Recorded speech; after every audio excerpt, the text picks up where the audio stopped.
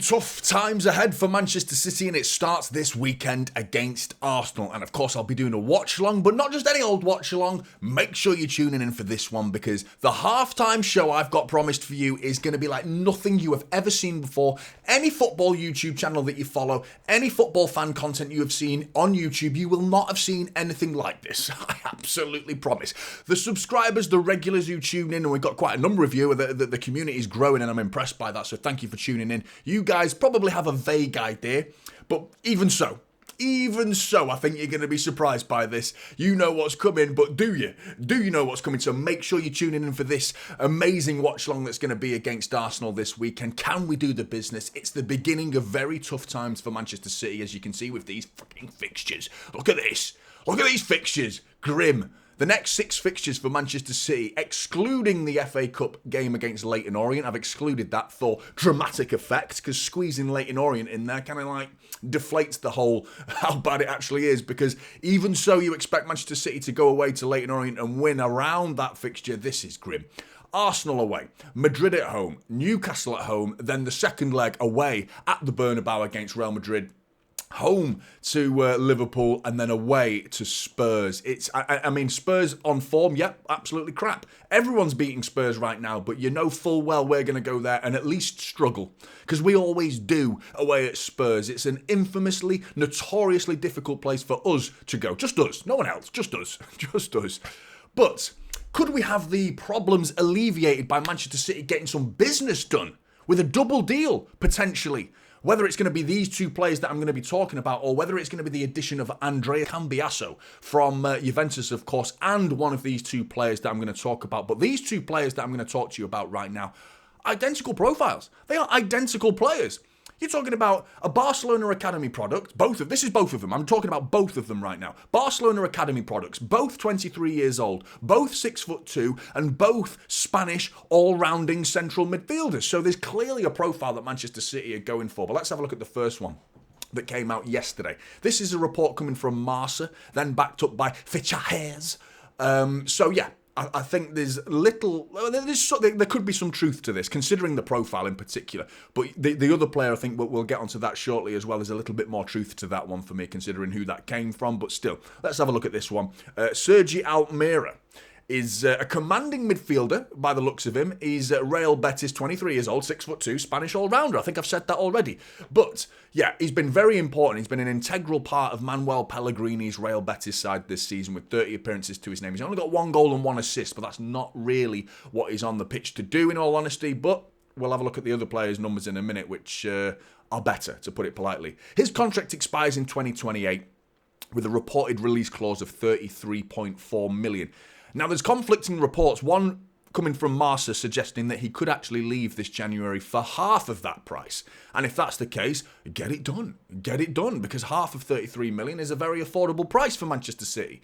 But Fixture this morning have come out and squashed those rumours, and to say that Real Betis have described the player as non-transferable. And Real Betis, as a result of that, are looking to renew his contract as soon as this year as well. So if they do get that deal done, they're certainly going to include a much higher release clause and make sure they can at least get the money they want for this player further down the line if Manchester City aren't able to acquire the services of Almeida this January. The next player, this was broken yesterday by Fabrizio Romano. Like I said, another Barcelona Academy product, 23 years old, 6'2", Spanish central midfielder. He looks very strong in the tackle from what I've seen. He looks very, very strong in the tackle, playing for Porto right now, and he carries the ball incredibly well, which, again, similar to Sergi Almeida, is that same profile of being able to carry the ball, very good in tight spaces. If you look at Kovacic, it's kind of the same profile as Kovacic, except a lot younger in terms of those particular attributes, carrying the ball forward, as we saw against Club Brugge, the ability to carry that ball right through the spine of Club Brugge's midfield and then place it perfectly into the bottom corner, you know? But yeah, good in tight spaces. I would say that Sergi Almeida looks a little bit on the quicker side. I think there's a little bit more of a physical presence from Nico Gonzalez compared to Almeida, but I would suggest that, like I said, Almeida's got that little bit of turn of speed, which is impressive and something we don't have much of, in all honesty. But Nico Gonzalez has got by far the better numbers this season so far, with 7 goals and 6 assists to his name. this season. But like I said, we could still see a double deal. The likeliness of City getting both, I'm not sure we need duplicate profile players. We need one, really, preferably, at least one. But you add Andrea Cambiasso from Juventus and we get that deal done, which is sounding likely. The reports are suggesting that he is injured and was omitted from the Juventus squad in the Champions League to get this deal done. And he has a preference to play for Manchester City. So if we could sign one of either Nico Gonzalez or Sergio Almeida, as well as Cambiasso, then we are looking at a double deal before the end of the January transfer window, which is exactly what Manchester City need. Getting the business done. Cheeky. And Hugo Viana, his new partner in crime, are working wonders this January transfer window. And it alleviates the summer as well, because you think of the work City have got to do in the summer with the reports suggesting we're going for big blockbuster names in summer. You know, I've got one eye on Wirtz, to be honest. That's my preference for Manchester City. That should be our number one target in summer. If we can get that deal done for Wirtz, wow, what a side we could have here. But we are laying the foundations now in January, which is exactly what we need to do, and taking a lot of the workload away from summer and doing it now. Great work by the board, great work by the club. Fixing what they did wrong in summer, in all honesty. So while I'm patting them on the back, they're kind of rectifying the problems that they caused for themselves, in all honesty. And I appreciate what Pep did in this season as well, because he's taken a lot of the burden for that. Openly stated multiple times that it was his decision to only sign Savinho and Gundogan on a free. Right, let's have a look at this weekend. Arsenal, the preview. Pressure's on them, for me. I think pressure's on Arsenal, big time. Finally, Arsenal might have to come out and go for it, you know, because the last 4 or 5 fixtures we've faced Arsenal, it's been this, just this low block where it only felt like one side was trying to win it. And fair to Arsenal, they managed to get points out of games, draws namely, but you got to beat us. You want to win league titles, the whole thing is beating Manchester City. And this is not the same Manchester City we're talking about last season or even the season before that. We are nowhere near the levels that Arsenal couldn't beat seasons ago. This is a very beatable Manchester City, you know, and they've got to take it to us. They've got to come out to us. That's going to open them up, which might make them a little bit more vulnerable, a little bit more frail and open for Manchester City to pick them off. So I don't think this is a foregone conclusion that Manchester City are going to get smacked up by Arsenal. I do put them as favourites, to be honest, and I do think they're probably going to just about beat us, but my heart is saying a 2-2 draw, but my head's saying a 3-1 loss, to be honest. But in terms of Premier League form, both have won 4 out of the previous 6 games and drawing the other 2. So we've got identical Premier League form. You obviously got a silly result in between all that for Manchester City in the Champions League, but still. Injuries.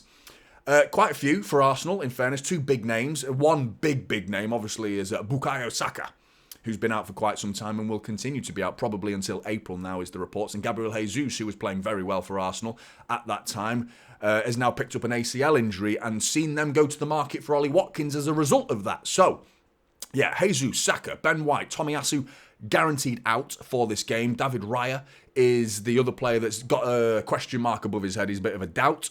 I think Arteta's going in quite strong with the Raya comment, saying, yeah, he's very unlikely to play. I have a feeling David Raya is going to play in this game, and I feel like he'll be all right. Lewis Skelly, of course, had his red card rescinded at the weekend for the ridiculous decision. I mean, as much as I enjoyed seeing him get a red card that wasn't warranted, yeah, it was a stupid decision, and the FA, or the Premier League rather, have done exactly the right thing and rescinded that decision, and City have now got to face him. He's probably going to be at left-back for Arsenal. City, Rodri, Diaz, Doku, Ake, all out. And Bob is close, but not quite ready yet. Let's have a look at my predicted starting 11. Let's begin with Arsenal. So I'm going to go with David Raya in net, and I think you're going to see the 2 beasts in their defence. You know, I mean, Gabriel this season, I mean, how many goals? You can say the same about Gvardiol, to be honest. Gvardiol's been getting so many goals coming out of defence, but he's doing the same coming from centre-back for Arsenal. He's such a danger for set pieces, as are Arsenal on the whole, but he in particular. We've got none of this. I mean, there is no Kyle Walker, so there's none of this flicking his tit while we're trying to mark him. Do you know what I mean? Like, let's mark him properly this time, shall we? Ben White, of course, is out, so I think you're going to see Jorian Timber. And I think, of course, you're going to see Lewis Skelly sticking in at left back. In the midfield, it's Partey. I think he can be exposed. You know, I'm not a fan of Partey. I actually think he can be. I think he's better than Jorginho, but I do feel like he's got a mistake in him, and I think you can put him under pressure and he can cause problems for his own side. Alongside him, we're likely going to see Declan Rice just to the side of him, as well as Martin Odegaard in that 4-3-3 system that they've been playing this season. Without Saka, I think we're going to see Nwaneri, who looks like a very promising player for them. On the other side, I think we'll see Martinelli, and up top, Havertz is going to be that sort of false 9, pushing and dropping a little bit in and out of the typical number 9 and the false 9 position for Arsenal. Manchester City, I think we're going to see Ederson in goal, which seems to be Pep's go-to goalkeeper now, for now at least, because Ortega seems to have dropped. There was that little spell earlier in the season where Ortega got 4 or 5 games in a row, and I thought he did a reasonably good job. Since then, Ederson's back in, and he did okay in the second half against Club Brugge. Made some saves that I think were savable, but still, he saved them nonetheless. What we do at the back is going to be interesting. I do think we need to play John Stones again. I thought he played fantastic against Club Brugge. I gave him man of the match, got 2 assists from that game, but I don't think we'll see John Stones in midfield. I will be surprised to see him in midfield. I won't be upset because he proved that he can do it. Again, he's still got that ability, John Stones, to cruise through that midfield and look competent while doing it. So, yeah, I'm okay with seeing him do that, but I have a feeling that we probably won't, and I think we might see a similar system. I kind of hope we see a similar system to what we saw against Chelsea. Manuel Akanji alongside him, and the goal-scoring beast, Josko Gvardiol, and the worrying one-on-one defender who doesn't seem to know how to time his tackles very well, but I like seeing him going forward. I must admit, I do like seeing him coming forward. Matheus Nunes, and he's the best of what we've got. Rico Lewis is going to struggle in a game like this. There's going to be a lot of physicality and speed. Nunes has got speed. Martinelli's got speed. So I think that's the right player to employ in that position, because we don't have an out-and-out right back right now, and he's the best player for the job currently with what we've got. We have to. It's what else is the option? What's the other option? There aren't many others. I think in midfield we'll see Kovacic again, who's becoming a vital player for Manchester City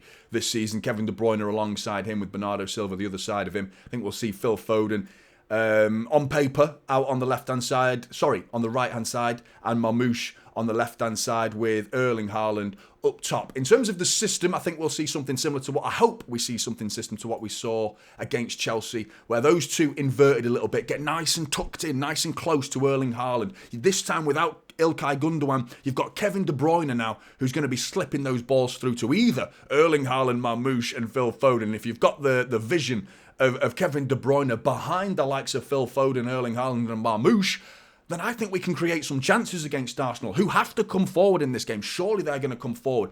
What we have to see at the back, though, is the timing of these two, because we see these two come forward. Leaving these two back on their own isn't ideal against Arsenal, to be honest. So I think they have to time their runs and not be symmetrical. You know, if Josko sees Nunes going forward, then he has to be the one to stay back, or at least in that sort of position where he's ready to protect, prop up the attack a little bit, give us a foundation to play off at least, but don't go too far forward and leave that massive gap for Akanji to look after on his own. I think he needs to be in that sort of position, and vice versa the other way. I think you need to see Nunes and more or less a back three when one of them goes forward, rather than both going forward at the same time. But it promises to be an incredibly exciting game, that's for certain. And a little bit of a aftermath, considering all the comments that came out on the pitch after the final whistle at the Etihad with "Stay humble." We'll see who's humble after the game. We'll see. It's going to be an exciting game. I'm going to go with my heart, which is 2-2.